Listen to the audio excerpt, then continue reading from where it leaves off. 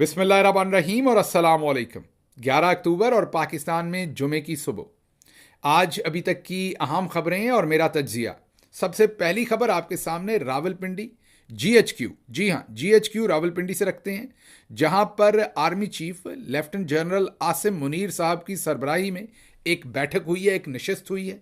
और उस नशिस्त के मेहमान खुसूसी थे सऊदी वजीर सरमायाकारी जनाब खालिद बिन अब्दुल अजीज साहब। वो इस वक्त पाकिस्तान में हैं। 130 रुकनी वफ्द के साथ गालिबन पाकिस्तान आए हुए हैं।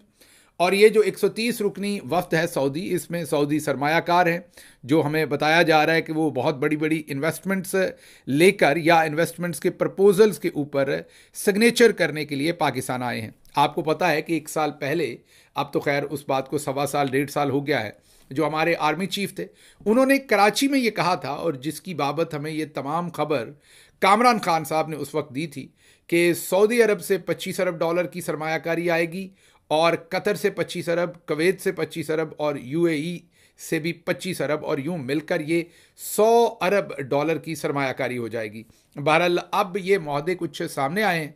इसमें से कुछ मुआहदे ऐसे हैं जो इमरान खान साहब के वक्त में हो चुके थे, उन पर सारा काम मुकम्मल हो चुका था और उन पर अब सिग्नेचर हो रहे हैं और वो आगे बढ़ रहे हैं। और कुछ पर तो बहुत पहले के सिग्नेचर भी हो चुके। सिर्फ और सिर्फ तस्वीर कशी के लिए ऐसे बहुत सारे मुआहदे इसमें शामिल किए गए। मैं इस वक्त नाम नहीं लूँगा क्योंकि जाहिर है उस तमाम चीज़ से बहुत सारे लोगों को मसाइल हो सकते हैं, लेकिन ये मैं आपको हतमी तौर पर बता रहा हूँ कि इसमें जालसाजी की गई है।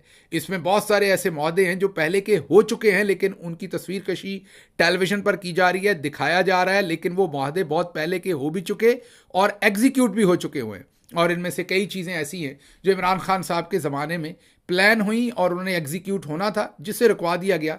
जैसे कि जो अगली खबर हम आपके सामने रखने जा रहे हैं वो भी बड़ी इंटरेस्टिंग है। वो है कि 5 आईपीपीज़ के साथ मुआहदे ख़त्म कर दिए गए। जी हाँ, ये वो आईपीपीज़ हैं जिनके साथ मुआहदे हुए शायद 25 साल हो गए हैं, और इनके रेट्स भी ज़्यादा थे, लेकिन इतने ज़्यादा नहीं थे जो लुट बाद में शहबाज शरीफ साहब और उनके दिए हुए मुआहदों ने मचाई है। और ये मैं वक्त बता रहा हूँ जो 2013 से 2018 के दरमियान में मुआहदे हुए हैं। असल आज जो हमें ज़िबा किया जा रहा है वो उन मुआहदों की तरफ से किया जा रहा है जिसमें हाल ही में आपको हमने बताया था कि किस तरीके से हमज़ा शहबाज की हमज़ा शुगर मिल्स को 1.4 बिलियन रुपीज़ जो गन्ने की फोक से बिजली बना रहे हैं उसकी मद में कैपेसिटी पेमेंट्स हुई थी, और सलमान शहबाज को 1.48। ये दोनों मीडिया में रिपोर्ट हुई थी। गालिबन शहबाज राणा की स्टोरी थी, हमने आपके सामने रखी थी। और इसमें 4 बिलियन, जी हाँ, 4.1 अरब इसमें जहांगीर तरीन खान साहब को भी मिले थे। ये वो मुआहदे हैं जो इन लोगों ने किए थे, और अब इंपोर्टेड कोल के रेट पर गन्ने की फोक से बनने वाली बिजली जो है उनको जो है इंपोर्टेड कोल के रेट के ऊपर पैसे दिए जा रहे हैं। ये है वो असल मुआहदे।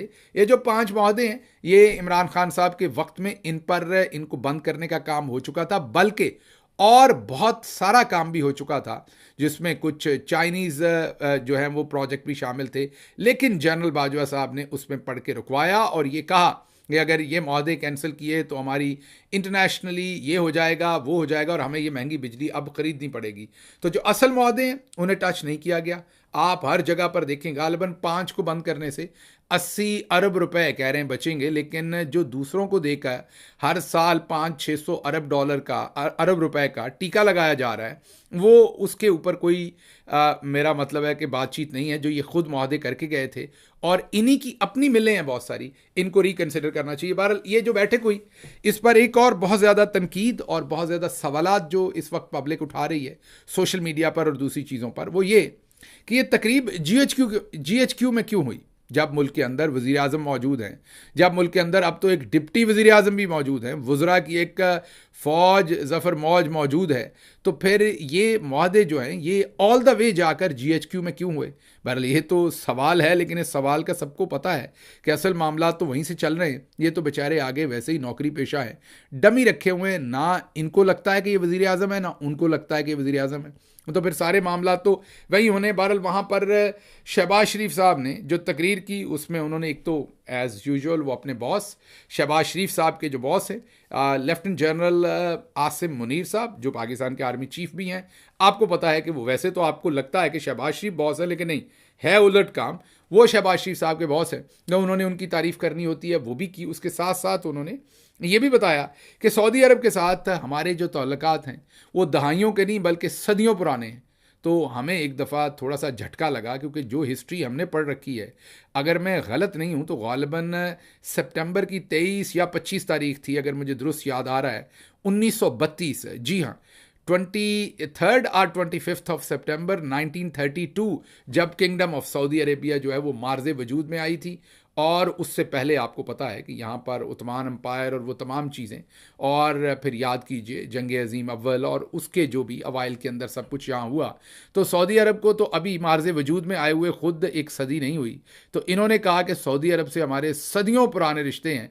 पता नहीं ये उनके लिए कौन सी तलवारें बनाकर उनको दिया करते थे, सदियों पुराने जो रिश्ते हैं। हो सकता है कि इनकी जो फाउंड्री है उसमें आज से 500 साल पहले इनके अब्बा हजूर बैठ के, कुछ भी कह सकते हैं, ये तो आपको पता है, सऊदी अरब के लिए तलवारें बनाते हों और वो वहाँ एक्सपोर्ट करते हों। क्योंकि अगर कतरी ख़त दिखाया जा सकता है सुप्रीम कोर्ट में तो फिर ये कुछ भी कह सकते हैं। बहरहाल ये एक मामला हुआ कल GHQ के अंदर, जो आपके सामने रखना था कि इस पर तनकीद ये थी कि ये वज़ीर-ए-आज़म हाउस में क्यों नहीं हुआ, और दूसरी ऐसी चीज़ें सारी वहाँ क्यों हो रही हैं, और आर्मी चीफ़ का जो सरमायाकारी है उसके साथ डायरेक्टली आर्मी चीफ़ के अंडर वो किस तरीके से आई, ये तमाम चीज़ें इस वक्त हो रही हैं। लेकिन जहाँ इतना कुछ हो गया, ये तो सब कुछ जो है वो अब मेरा ख्याल मान ही नहीं रखता। वहाँ पे शहबाज शरीफ साहब ने कहा कि मईशत की बहाली जो है वो चीफ़ ऑफ आर्मी स्टाफ की मरहून मिन्नत है, तो वो सीधा ही कह देते कि हम सभी उन्हीं की मरहून मिन्नत हैं, तो आप इनडायरेक्ट क्यों होते हैं, सीधी बात ही कर लिया करें। बहरहाल जी, अगली खबर की तरफ चलते हैं। अगली खबर ये है कि हम वैसे तो नंबर 1 हैं, हमें ये अच्छा भी लगता है कोई हमें बताए, और हमें ये भी वैसे कभी कभी सुन के अच्छा लगता है जब हम हकीकत एक दूसरे से शेयर करते हैं कि हम नंबर 1 नहीं हैं। लेकिन अमूमी तौर पर जब हमें कोई बताता है ना कि हम फ़लाँ मुल्क से बेहतर हैं, हम फ़लाँ जगह से बेहतर हैं, हम बेहतर हों या ना हों, हम तालियां भी बजाते हैं और हम फिर अल्लाह अकबर के नारे भी लगाते हैं, बस फिर हमें खुशी हो जाती है कि हम फ़लाँ मुल्क से भी बेहतर हैं और हम घर बैठे ही नंबर 1 हैं। मतलब जहाज़ हमारे पास 7 हैं, लेकिन हम कहते हैं PIA के पायलट जो है ना वो पूरी दुनिया में नंबर 1 हैं। हम अपनी इंटेलिजेंस एजेंसीज़ को भी नंबर 1 करार दे देते हैं। हम अपने हर काम को, इंजीनियर्स को, डॉक्टर्स को, हर चीज़ को नंबर 1। वो किस जगह पर हम नंबर 1 हैं, कहाँ पर ये रैंकिंग हुई नंबर 1 की, ये हमें नहीं पता। अब आप बार बार कह रहे होंगे कि ये मैं नंबर 1 क्यों कह रहा हूँ, नंबर 1 क्यों नहीं कह रहा, ये मुझे भी नहीं पता मैं नंबर 1 क्यों नहीं कह रहा, मैं नंबर 1 क्यों कह रहा हूँ। बहरहाल ये हमने खुद साख्ता नंबर 1 की हम कैफियत में हैं और हम इसमें से बाहर नहीं निकलना चाहते। अब जो नई खबर आपके सामने रखेंगे वो ये कि अलीमा खानम साहबा से उनके मोबाइल फ़ोन का जो है वो पासवर्ड मांगा जा रहा है। जी हाँ, तो वो अब पासवर्ड जब तक नहीं देती तो ये तो एक नई मुसीबत पड़ी हुई है, इसमें भी हम नंबर 1 हैं। मतलब सोचिए कि हम वैसे तो पूरे पाकिस्तान को हमने डराया हुआ है, पूरा पाकिस्तान गरीब अपनी अपनी व्हाट्सएप जो है ना वो बचाए फिर रहा है। हालांकि मैं आपको ये बता सकता हूँ कि कोई आपकी व्हाट्सएप नहीं सुनता, और आप सारे ना परेशान हुआ करें। आप अपने घर वालों से जो आम शहरी हैं ऐसे ही सारे ही डरे फिर रहे हैं, यार फलाने सुन लेनी है, ऐसा कुछ नहीं है। आप आराम से अपनी गुफ्तगू शनीद किया करें। आपने ज़्यादा रौला ज़्यादा मचाया हुआ है, हमने काम कम है हमारा, तो हमने लोगों को डराने के लिए बताया। अच्छा, फिर लोग बड़ी इंटरेस्टिंग बातें करेंगे, मेरे से सिग्नल पे बात कर लें, मेरे से फ़लाँ पे बात कर लें। और भाई जो व्हाट्सएप को रिकॉर्ड कर सकता है वो सिग्नल को भी कर सकता है, और जो व्हाट्सएप को नहीं कर सकता वो सिग्नल को भी नहीं कर सकता। तो ऐसे ही है जैसे हमने तावीज़ जगह जगह से लेना होता है अपने दिल को तसल्ली देने के लिए।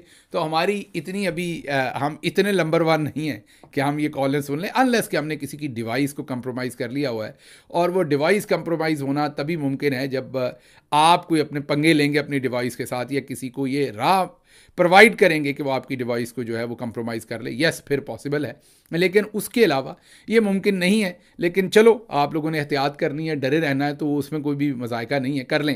लेकिन बहरहाल ये है कि अब अलीमा खानम साहबा का पासवर्ड जो है वो रियासत पाकिस्तान को उनसे पासवर्ड चाहिए, क्योंकि रियासत पाकिस्तान ख़ुद जो है इस वक्त उनका मोबाइल फ़ोन जो है वो नहीं खोल पा रही। और जब तक मोबाइल फ़ोन हम नहीं खोलेंगे तो स्क्रीनशॉट कैसे लेंगे, अगले मुकदमात कैसे बनाएंगे, चैट कैसे लीक करेंगे, उसके ऊपर प्रोपेगेंडा कैसे बनाएंगे, कैसे कहेंगे कि अलीमा खानम साहबा ने फ़लाँ को गद्दारी और बगावत के लिए कह दिया, फ़लाँ को ये कह दिया, फ़लाँ को ये कह दिया, सारी चीज़ें उसमें से बनाएंगे। लेकिन पासवर्ड हमसे नहीं खुल रहा, उसके लिए हमें जो है वो अलीमा खानम साहबा की तरले करने हैं कि हमें पासवर्ड दे दें। चलें बहरहाल आगे चलते हैं जी।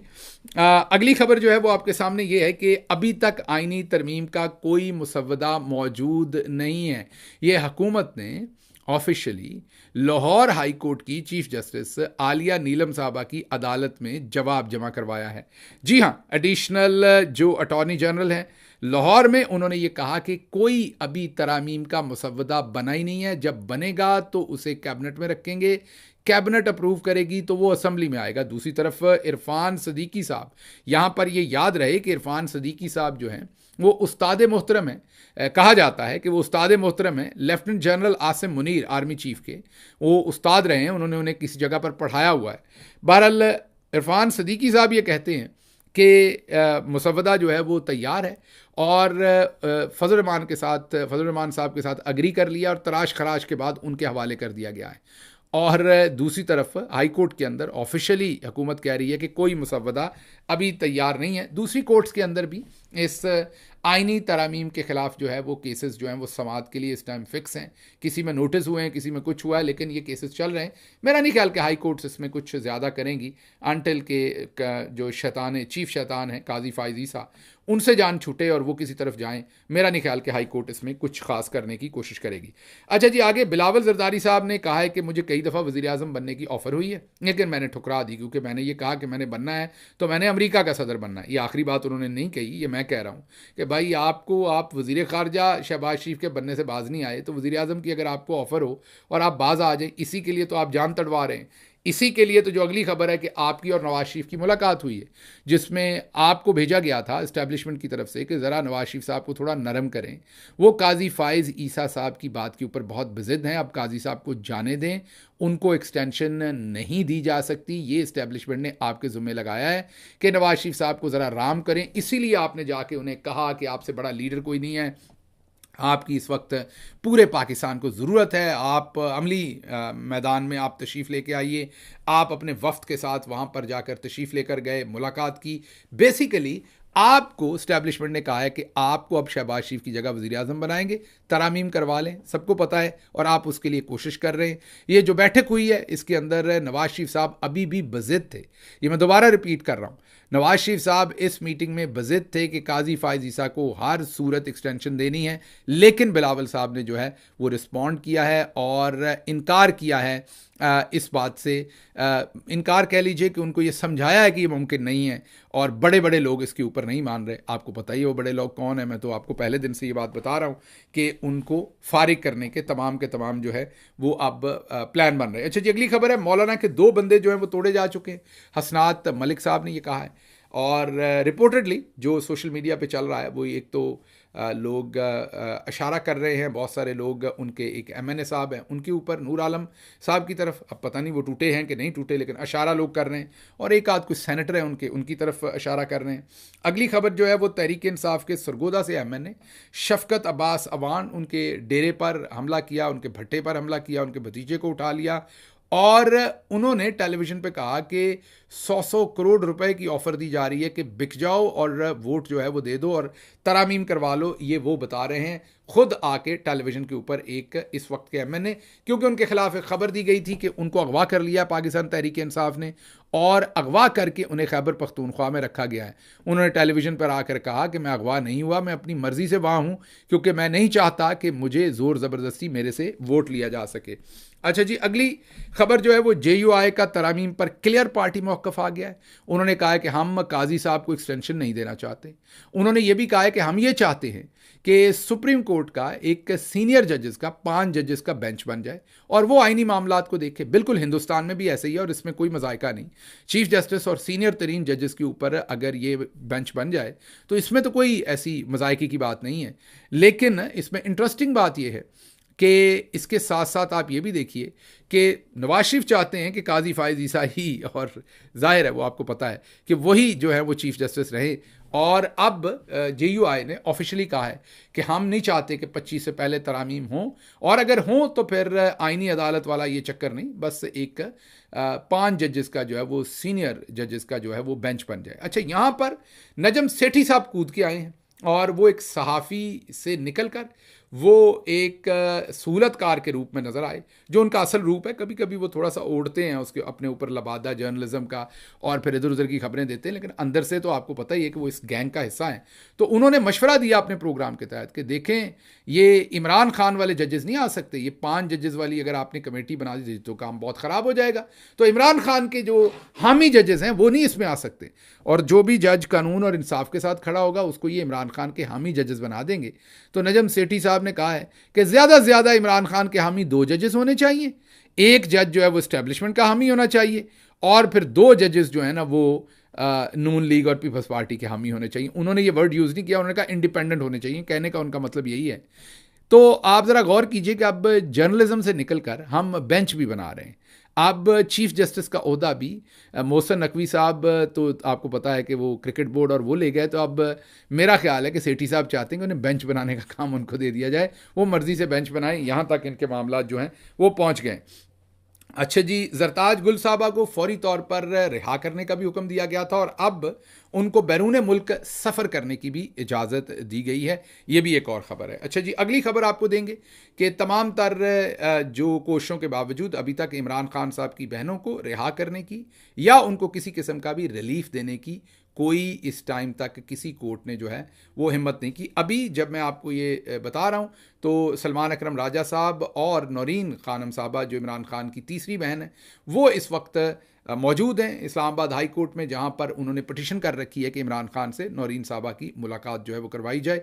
जो भी इसका फ़ैसला आया वो आपके सामने रखेंगे और आपको अपडेट करेंगे कि उनको ये इजाज़त मिली या नहीं। अच्छा जी, अगली खबर जो आपके सामने रखनी है वो इंडिया की मारूफ कारोबारी शख्सियत रतन टाटा दुनिया फ़ानी से कूच कर गए हैं, और उनकी बहुत ज़्यादा खिदमात हैं, फिलंथ्रोपिस्ट, इसलिए पूरी दुनिया में उन्हें बहुत एहतराम की निगाह से देखा जाता था, और उन्होंने अपनी ज़्यादातर दौलत जो है वो वक्फ़ कर देते थे गरीबों के लिए, चैरिटी के लिए, फिलंथ्रोपी के लिए, इसलिए पूरी दुनिया में उनका एहतराम था। बिज़नेस में भी उन्होंने कामयाबी के झंडे गाड़े।